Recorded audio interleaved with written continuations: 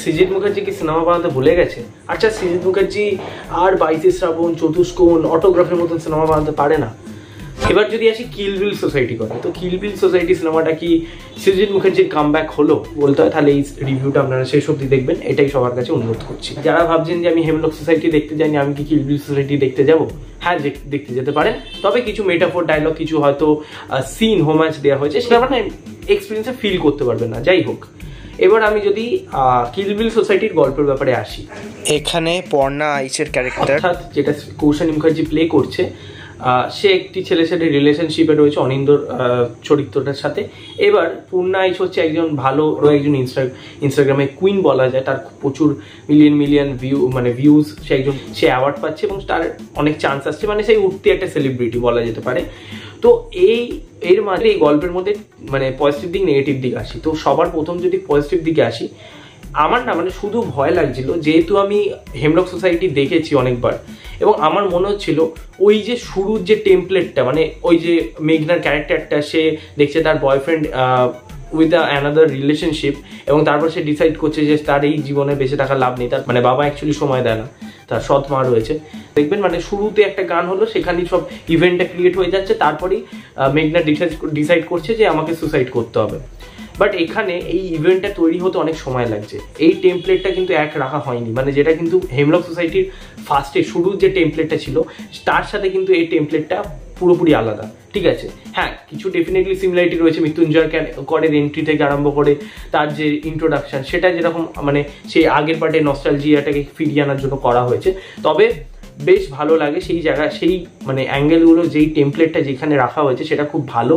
ঠিক আছে, second positive দিক হচ্ছে, আমরা কিন্তু যখন হেমলক সোসাইটি দেখেছিলাম, হেমলক সোসাইটি আপনি সিনেমাটা ভালো করে যদি দেখেন, সেখানে যে বিশাল কিছু কমেডি রয়েছে, মানে পরমব্রত ক্যারেক্টারটা, মানে মৃত্যুঞ্জয় আনন্দ করে ক্যারেক্টারটা কিছুটা জায়গায় কমেডি করছিল, মানে তার ডার্ক হিউমারের মাধ্যমে, বাট সেটা খুব যে বিশাল লাউড কমেডি তা নয়। বাট এখানে বিশ্বনাথের ক্যারেক্টারটা যেহেতু জায়গা করে দেওয়া হয়েছে ফার্স্ট হাফ এবং সিনেমা জুড়েই রয়েছে, তো ফার্স্ট হাফে বিশেষ করে অনেক জায়গায় কিন্তু হাসি লাগে, এবং এন্টায়ার হলে আপনি যদি দেখেন তাহলে এই সিনেমাটা কিন্তু আপনি এন্টারটেন হবেন ওই হাসির মাধ্যমে। মানে পুরোপুরি যে জিনিসপত্র খুব ডার্ক সেটা কিন্তু নয়, মানে একদম যে নিশ রাখা হয়েছে তা নয়, জিনিসটাকে খুব এন্টারটেনিং করা হয়েছে, কমার্শিয়ালি করা হয়েছে, যেটা আমার কিন্তু ভালো পজিটিভ দিক মনে হয়েছে। এবার যদি আছে নেগেটিভ দিক, সবার প্রথম নেগেটিভ দিক, আপনি যদি একটু ভেবে দেখেন, পরমব্রত চ্যাটার্জি ক্যারেক্টারের একটা রোগ রয়েছে, সেটা লিম্ফোসাইটোপেনিয়া রোগটা কিন্তু সে বলেছিল বড় জোর 1 বছর বাঁচতে পারে, এটা কিন্তু 12 বছর পরেই ঘটনাটা দেখাচ্ছে। আপনি যদি সিনেমাটা দেখবেন, সিনেমার শুরুতে একটা অ্যাওয়ার্ড শো রয়েছে, সেই অ্যাওয়ার্ড শোটা লেখা আছে 2025,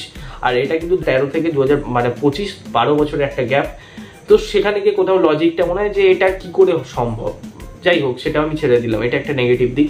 দ্বিতীয়ত যে নেগেটিভ দিকটা, সেকেন্ড হাফের শুরুতে কিছু বেকার জিনিস রাখা হচ্ছে, মানে আপনি না মানে ফিল করবেন যে এটা না রাখলেও হতো, মানে আপনি ভাববেন যে এখানে কিছু একটা বড় ইভেন্ট হবে, এখানে কোনো বড় কিছু হবে, একটা বড় লাইক ড্রামা ক্রিয়েট হবে, সেটা কিন্তু হচ্ছে না। মানে সেটা কোথাও গিয়ে আননেসেসারি একটা পার্টি, মানে ডিস্কেট সিন রয়েছে, তারা ডিস্কেটে যাচ্ছে কৌশানী মুখার্জি ক্যারেক্টারটা, সেখানে এই হলো নেগেটিভ দিক। এবার যদি আমি আসি পারফরমেন্সের দিক থেকে পরমব্রত চ্যাটার্জির পারফরমেন্স খুবই ভালো, মানে মৃত্যুঞ্জয় কর, আনন্দ করের অভিনয় মানে সেম অ্যাজ ইট ইজ অভিনয় করেছে, এছাড়াও আরো অনেক কিছু অ্যাড হয়েছে, এবং যেহেতু ইমোশনাল অ্যাঙ্গেলগুলো, যেটা কিন্তু আমার মনে হয় যে ফার্স্ট পার্টে ছিল না, মানে ফার্স্ট পার্টে মানে ক্লাইম্যাক্সের আগে আর কি, যখন মানে কোয়েল মুখার্জি এবং পরমব্রত চ্যাটার্জি ক্লোজ ছিল, সেই সিনটা একটু ইমোশনাল সিন ছিল, লাস্টে পুরোপুরি যে ইমোশনাল সিন ছিল তা নয়, বাট এই জায়গায় কিন্তু ইমোশনাল সিন থাকে। ঠিক আছে, ইমোশনাল সিন মানে বেসিক্যালি পরমব্রত চ্যাটার্জির জায়গাগুলো খুব ভালো, এছাড়া তো আনন্দ করের অভিনয় খুবই ভালো লেগেছে। কৌশানী মুখার্জি ভাই কি লেভেলে অভিনয় করেছে, মানে আফটার প্রলয় বহুরূপী এই ভালো অভিনয়, এবং সে যে তাকে মানে এতটা ভেঙেছে নিজেকে, এটা দেখে সত্যি ভালো লাগে। এবং আমার মনে হয় উঠতি যারা অভিনেত্রী রয়েছে তাদের কিন্তু কৌশানী মুখার্জির থেকে শেখা উচিত, মানে খুব ম্যাচিওর অভিনয় হয়েছে, বিশেষ করে যেখানে সে রেগে যাচ্ছে সেই জায়গায় এক্সপ্রেশন থেকে আরম্ভ করে ডায়লগ ডেলিভারি খুব ভালো। এই কৌশানী মুখার্জি ক্যারেক্টারটা ওটা কিন্তু মানে অনেকটা কিন্তু ঠিক আছে, যেটা কিন্তু মেঘনা চরিত্র ছিল না, অনেকটা বেশি অনেকটা সোজা সাপটা একটা ক্যারেক্টার, আনন্দ করো সেই টাইপেরই একটা ছেলে, মানে ফ্লার্ট করে করে, যাই হোক তার সাথে কিন্তু খুব ভালো মানিয়েছে, সেই কেমিস্ট্রিটা দেখতে খুব ভালো লাগে, মিষ্টি লাগে। এই বিশ্বনাথ স্যারের পারফরমেন্স আমার খুব ভালো লেগেছে, মানে হাসি সিনগুলো থেকে আরম্ভ করে কিছু কিছু জায়গায় সিরিয়াস সিন ছিল সেগুলো খুব ভালো, এবং এখানে কিছু বাংলা সিনেমার রেফারেন্সও রাখা হয়েছে, ঠিক আছে, এখন যেরকম বাংলা ফ্যামিলি ড্রামা হচ্ছে সেটা নিয়েও রাখা হয়েছে, মানে অনেক বিভিন্ন মেটাফোর জিনিসপত্র রাখা হয়েছে যেটা সৃজিত মুখার্জি সিনেমায় সচরাচর থাকে। এছাড়াও বাদ বাকি যারা পার্শ্ববর্তী ক্যারেক্টার, মানে যেমন ধরো অনিন্দর ক্যারেক্টারটা যেভাবে এখানে প্লে করছে, যদিও বা সে খুব কম জায়গা পেয়েছে, স্টিল তার অভিনয় কিন্তু আমার ভালো লেগেছে। সোমলতা ক্যারেক্টারটা ভালো অভিনয় করেছে, সোমলতা ভালো নিজের রোল প্লে করেছে।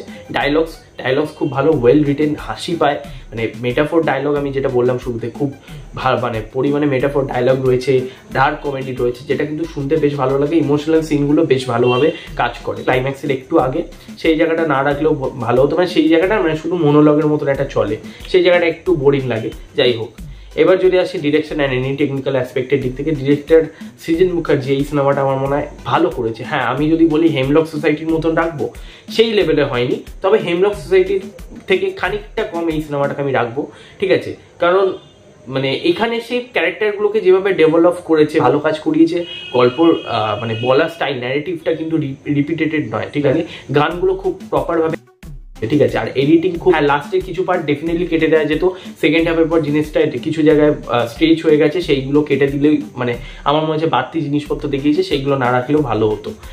আর এখানে মানে একটা জিনিস বলার, যে এই সিনেমাটা না কোথাও গিয়ে আপনার মনে হবে যে এটা খুব বেশি মানে আর কিছু যেন দেখানো নেই, জোর করে যেন দেখাচ্ছে, সেটা আর কি মনে হবে। যাই হোক, 7 জন্মের পরিচয় যখন গানটা লাস্টে আসে, লিটারেলি বলছি চোখ দিয়ে জল বেরিয়ে যাবে, খুব ভালো রাখা হয়েছে সেই গানটাকে। রেটিং এ যদি আমি সিনেমাটাকে 10 দেবো 7.5। সিনেমাটা কিন্তু ভালো, ঠিক আছে, আপনারা একবার দেখার জন্য অবশ্যই গিয়ে সিনেমাটা দেখতে পারেন, যাদের হেমলক সোসাইটি ভালো লেগেছে তারা দেখতে পারেন। হ্যাঁ, এবার হেমলক সোসাইটি যেহেতু খুব একটা নিউ কনসেপ্ট ছিল, তাই জন্য আপনাদের সেই সিনেমাটা মানে ইনোভেটিভ লাগবে, বাট এটা কিন্তু নিউ কোনো কনসেপ্ট না, সেই আগের কনসেপ্টটাকেই ফিরিয়ে আনা হয়েছে, তবে জিনিসটার মধ্যে যে আর কি ইমোশনাল ডেপটা, এটাকে বেশি ইমোশনালি ট্রিট করা হয়েছে, তাই জন্য কিন্তু এই সিনেমাটা আপনার ভালো লাগবে। এখানে রিভিউটা শেষ করছি, ভালো লাগলে লাইক করবেন, শেয়ার করবেন, সাবস্ক্রাইব করবেন, পাশে বেল আইকন ক্লিক করবেন। ততক্ষণের জন্য টাটা, টেক কেয়ার।